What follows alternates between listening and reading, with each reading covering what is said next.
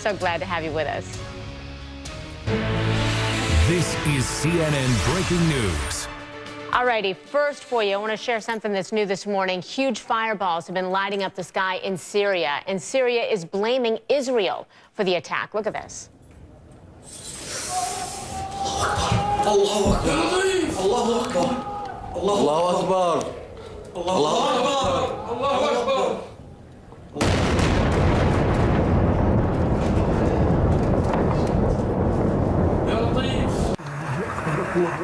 The explosions rocked a suburb of the capital, Damascus, overnight. Now, Syrian state television says Israeli rockets slammed into a scientific research center. I want to bring in CNN's Sarah Seidner, who's in Jerusalem. Sarah, I know that Syria is blaming Israel for the blast, but has there been any response yet from Israel? Not publicly. Israeli officials here in the capital have not confirmed or denied that there was an attack by Israel into Syria, and they haven't said anything about what may or may not have been hit. What we do have is comment from a senior defense official who I spoke with earlier in the day, who said that, quote, "We are watching everything going on as far as the transfer of weapons in Syria. We are watching it closely, and we have the means to do that." That is from a senior defense official here in the capital. Now, I want to also talk about what has happened in the past. We heard from U.S. officials, sources telling us that somewhere Thursday night or Friday that there was an attack, and they do believe that it was Israeli warplanes that attacked inside of Syria, but attacked from Lebanon airspace.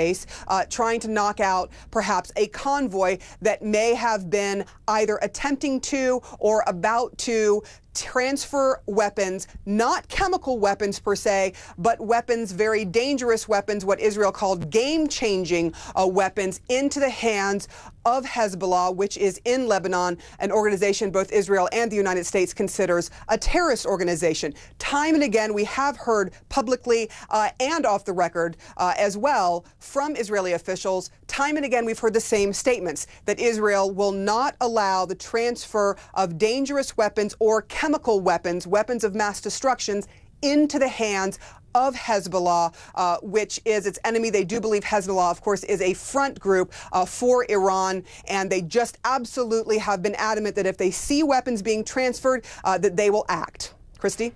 Is there any gauge at this point, Sarah, of how far this thing could go when you mention, Lebanon and warplanes that have been flying overhead there? Any gauge at all as to how incendiary this may get? Well, here's the great concern from Israel's perspective in the region, and that is that they believe if there is going to be something that happens, for example, that comes into Israel where Israel is attacked, that it will likely be coming from Hezbollah. That's been said in the past, that they believe that Hezbollah would be for perhaps the first to make a move there on the Lebanese border. So that is of great concern, I think, here. What is not of concern, which is interesting, is that they don't think that Syria is going to necessarily turn around and start trying to attack Israel, because the Syrian regime at this point has its own problems. It's trying to deal with this war that's gone on for more than 2 years and is really in a situation where it's having trouble trying to keep itself in power. So what we may see is over the next coming days a response. We may not see a response, because a response from Hezbollah will mean that Israel, the United States perhaps, will have to back Israel up as well. And it's not necessarily certain that Hezbollah will take any action, but we'll have to wait and see, Christy. All righty, Sarah Seidner live for us there. Sarah, thank you so much. We appreciate it. And I want to let you know we're being joined right now, too, on the phone by CNN reporter Fred Pleitgen. He's actually in Damascus. So, Fred, I understand you just left the office of the Deputy Foreign Minister in Damascus. What did he say?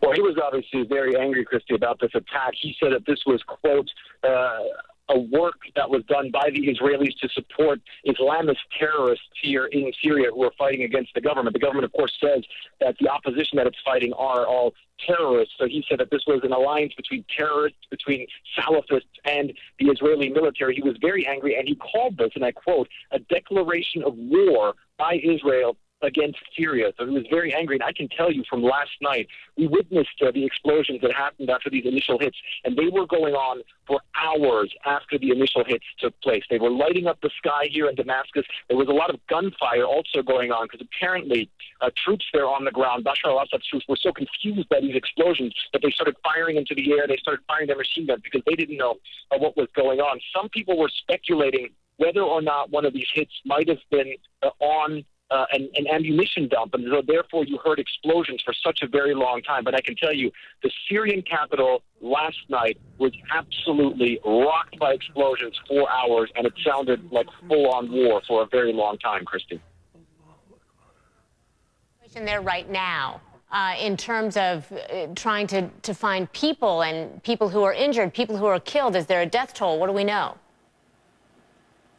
Well, there's no death toll whatsoever, because one of the things that we have to keep in mind is that we're probably not going to find out how many people were actually killed, because what was hit last night was one of the most secretive places in this country. It's a place that has a lot of the elite Republican Guard units of the Syrian military. It's that research facility that's basically off limits to everyone, so it is something where it's very difficult to get details. I asked the Deputy Foreign Minister whether he could even tell me what exactly was hit, if there was anything else hit except that alleged research facility. And all he was willing to say was that it was assets of Syria's Defense Department that were hit. It's a very secretive area. It's in some mountains around Damascus that are very hard to access. There's a lot of checkpoints there. You don't get very close to there simply because it's a very militarized zone, and not many Syrians, or almost no Syrians, even know what is going on there. But clearly, something very big was hit there last night, judging by the explosions. We'll probably never find out how many people were actually killed, but I can tell you from speaking to people who live around that area, a lot of them ran into shelters and tried to get away from those explosions and felt the pressure waves even outside of that military area, Christy. All right, Fred Plykin, live for us there in Damascus. Fred, thank you so much for bringing us the latest. We appreciate it. And now...